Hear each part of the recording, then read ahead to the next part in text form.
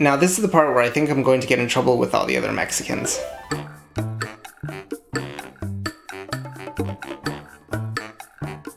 Hi everybody, welcome back to my kitchen series. Today I'm going to be teaching you how to make chile relleno. Now if you've never had the chance to try chile relleno before, I highly recommend that you fix that today. Chile rellenos is a Mexican specialty which often uses chile poblanos, and actually the word poblano is an indicator of where the peppers come from, the state of Puebla in Mexico. That's actually where my family comes from, or at least from my mom's side. Now sometimes you don't have the chance to get the exact pepper that you need, but the great thing is that you can improvise and use what is around you, but the recipe is pretty much the same. Check it out.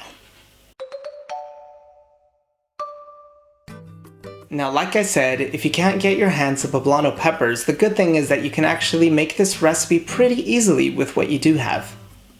This recipe serves two. You will need 4 sweet red Italian peppers, 4 eggs, whisked until light and fluffy, basically 1 egg for each pepper, 1/2 cup of white flour, about 4 ounces of melting cheese of your choice, but I recommend mozzarella cheese, 3 to 4 cups of saltwater brine, which is basically just water, ice, and a teaspoon of salt, 3 to 4 tablespoons of cooking oil, and some salt and pepper to taste.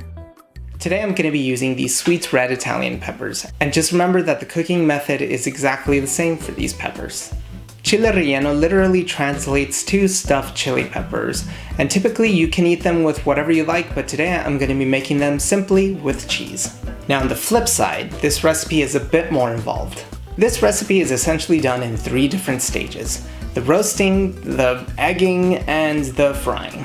And I guess you could also say the eating, but I mean, that's just a given.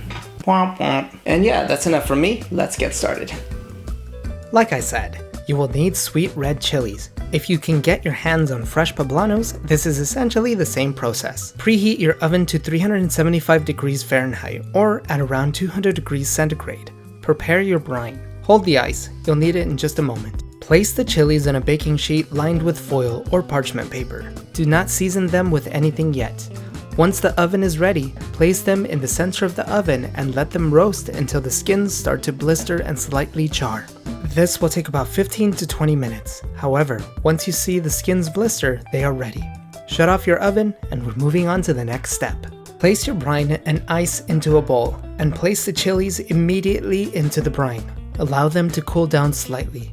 Once they have been cooled enough to handle, you'll be able to peel off the skin easily. Don't worry if it's not perfect. Next, cut a small slit onto the side of the chili and insert some cheese into the pepper. Now this is the part where I think I'm going to get in trouble with all the other Mexicans. At this stage, usually what you would do is put a bunch of flour on a plate and flop your chili around and get flour everywhere. You would get it on your countertops, on yourself, and as much as I try, I always make a mess. So to make life easier, dust your sheet with some flour and place your chilies on the flour, then add another dusting of flour on top. Come on guys, work smarter, not harder. Am I right? Now let's move on to the next stage, the egg whipping. To whip your eggs, you need to separate your eggs into a large bowl. The easiest way is to break the shell in half and pour the egg into the other shell. And just like magic, the white will separate while the yolk stays in the shell. Use a whisk or an egg beater to fluff the egg whites until you get soft peaks. You can also use a pinch of creme de tartare if you want to speed up the process, but it's not necessary. Add in some salt and pepper at this stage, then add the yolks. Now we move on to the final phase. I imagine that there's an angry mob of Mexicans outside of my flat, but what's really going to kick things off is this next step. I'm sorry, but sometimes you have to go against the grain and break traditions in order to incite change. Am I right? So I saw this video of this person rolling a chili pepper, and I decided to try it for myself because, well, for 2 reasons. 1, it looked pretty easy, and 2, it looked a lot less messy. And guess what? It was both of those things. Heat about 3 to 4 tablespoons of cooking oil in a pan. Take your egg and pour a small amount in the pan and place the chili on top. Then pour another small amount on the side of the chili, and once the egg has cooked slightly, using your spatula very gently roll the chili onto the egg. Then you just finish cooking off the egg and you're done. repeat the process with the rest of the chilies and serve immediately while the cheese is still melted. This recipe goes great with rice and beans, and be sure to check out the videos that I've made and I've linked in the description and also in the information card. Point in general direction, and okay, there it is. One thing that I appreciate about this dish is that it doesn't seem to have originated out of a culinary trend. It seems like it came out of necessity, and by simply putting one thing inside of another. Chilies have a deep cultural and historical significance in Mexico. In fact, that's where they originated. They were only spread around the world during the golden age of Spain in the 16th century, i.e. El Siglo de Oro. However, the natives were eating chilies far before European involvement in the Americas. In fact, the word originates from the Aztec Nahuatl word for chili, which is strikingly similar, chili. This was then adopted into Spanish, and then English, and pretty much everywhere else. I've explored this topic in one of my other videos on the origins of enchiladas, where I explore the origins of that dish, and I also touch on the topic of chili peppers and also talk about the origins of the word chili.